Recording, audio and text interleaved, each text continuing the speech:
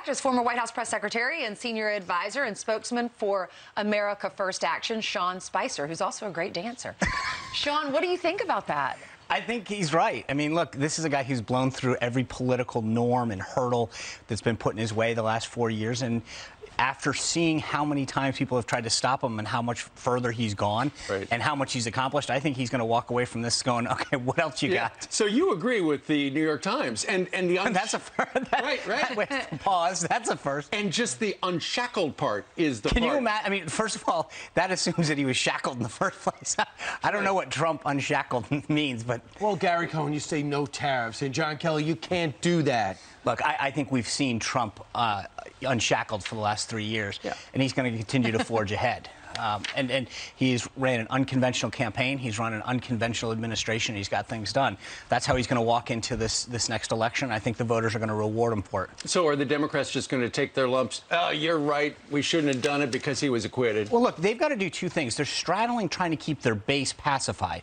So, you know, they had to have an impeachment. Right, but Nancy Pelosi went into this kicking and screaming. She's a sharp and shrewd tactician. She knew that this would not be helpful. And look, it turns out that the president's base has hardened, and he's bringing over independents. This is putting him in a much better place in going into those swing states where it's allowing people to understand the binary choice that's going to exist. But tonight, there's by all estimations, I think Sanders is going to come out ahead, and then he's going to go on and win New Hampshire. He'll lose South Carolina, and I think he's going to win Nevada. What does that mean? It means that when you draw that contrast, and whether it's Sanders or it ends up being Warren, that's going to be a pretty sharp contrast. Going back to the poll that Ainsley just read, 52% of American people believe in capitalism, and those two individuals are touting socialism. Do you believe the president wants Bernie Sanders? And do you believe that he'll find a way to have his campaign, which has been so effective, will find a way to make sure Sanders excels? I think he would rather have Sanders, but I've known this guy for 4 years. I don't think he really cares which one it is. The contrast is going to be the same. It just matters what degree it's going to be. So whether it's Warren or Sanders, but I think that no Kennedy Democrat is going to sit and look at Bernie Sanders, a guy that doesn't even want to belong to that party, and say, I feel comfortable voting for a guy who's an avowed socialist.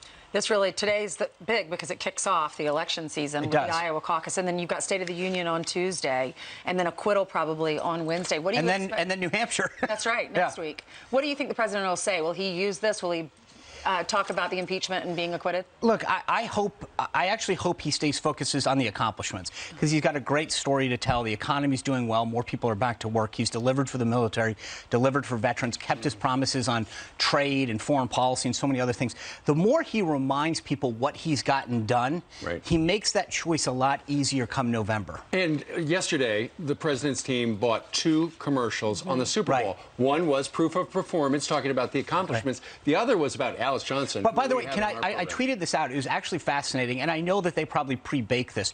But the president puts out an ad, Alice Johnson, in her own words, entirely for the entire ad. And that was a surprise. That ad was a surprise. Absolutely, and it reminded him what he'd done on criminal justice reform. But right when the ad went done, Tom Perez, the chairman of the Democratic National Committee, put out an ad saying, the president ad, did you see the president's ad? It's all lies. Now, remember, the lie was Alice Johnson, in her own words, talking about what President Trump had done for her. That just shows you how desperate the Democrats have come, that they pre-scripted this and were so wrong. That's a great point. And someone tell Van Jones it was a lie, because he showed up at the criminal justice reform announcement to praise the president. So there's things you can criticize him of. You can't criticize him about criminal justice reform. Right, but the funny thing was, it wasn't the president talking about Alice Johnson. It was her. Right. But the Democrats were so far ahead. Don't let facts get in the way. The same people who argue about the truth. Right. And there he is, ladies and gentlemen, Sean Spicer, unshackled. All right. Thanks, Sean. Meanwhile,